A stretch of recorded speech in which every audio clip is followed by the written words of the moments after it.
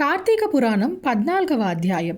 వశిష్ఠ మహర్షి జనకుడిని కూర్చోపెట్టుకుని కార్తీక మాసం మహత్యం గురించి మరిన్ని విషయాలు జనకుడితో చెప్తున్నారు. ఓ రాజా, కార్తీక మాసం రోజున పితృప్రీతిగా వృషోత్సర్గం చేయడం, శివలింగాలు సాలగ్రామాలను దానం చేయడం, ఉసిరికాయలు దక్షిణతో దానం చేయడం వంటి పుణ్యకార్యాలు చేసిన వారికి పూర్వజన్మల్లో చేసిన అన్ని పాపాలు నశిస్తాయి. వారు కోటి యాగముల పుణ్యఫలాలను పొందుతారు. కార్తీక మాసంలో ఎద్దును అచ్చువేసి విడిచిపెట్టిన వాళ్ళకి ఎంతో పుణ్యం కలుగుతుంది.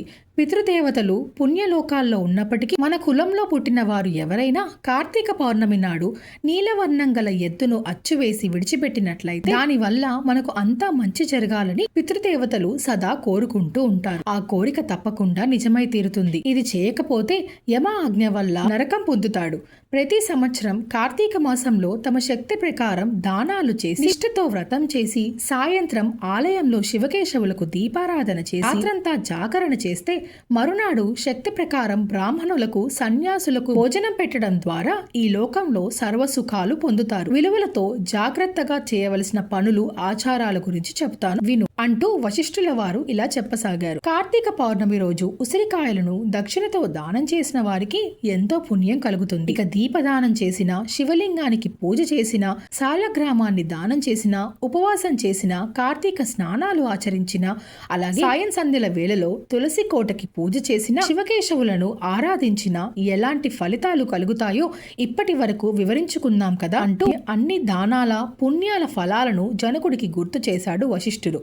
ఇక ఈ మాసంలో వీలైన వారు ప్రతిరోజు సాయంకాలం శివకేశవ సన్నిధిలో దీపం వెలిగించాలి. కార్తీక మాసంలో ఏ రోజైనా నువ్వుల దానం చేస్తే పితృదేవతలు అంతా తృప్తి చెందుతారు. ఫలదానం చేస్తే సంతానం కలుగుతుంది. కార్తీక చతుర్దశి నాడు ఉపవాసం ఉండి శివారాధన చేస్తే వారు కైలాసాన్ని పొందుతారు. ఎంతో పవిత్రమైన ఈ కార్తీక వ్రతాన్ని భక్తి శ్రద్ధలతో శక్తి మేరకు ఆచరించిన వాళ్లకు తప్పకుండా ఎంతో పుణ్యం మూట కట్టుకున్న వాళ్ళవుతారు. శక్తి ప్రకారం బ్రాహ్మణులకు భోజనం, దక్షిణ తాంబూలం, ఇతర సత్కారాలు ఇవ్వాలి. ఇది 100 అశ్వమేధ యాగాల సమాన ఫలాన్ని ఇస్తుంది. నిత్య పూజ, తులసి కోట, కర్పూర హారతులు, దీపారాధన చేస్తే వారికి, వారి వంశీకులకు, పితృదేవతలకు మోక్షం లభిస్తుంది. శక్తి ఉన్నవారు కూడా ఈ వ్రతాన్ని చేయకపోతే 100 జన్మల పాటు తర్వాత నక్క, కుక్క, పంది, పిల్లి, ఎలుక మొదలైన జన్మలు పొందుతారంటూ వశిష్ఠుల వారు జనకుడితో చెప్తున్నారు. ఇదే కార్తీక పురాణంలోని 14వ అధ్యాయం సంపూర్ణం. Thank you so much for watching. మీకు నిజంగా ఈ కంటెంట్ నచ్చితే please subscribe to my channel.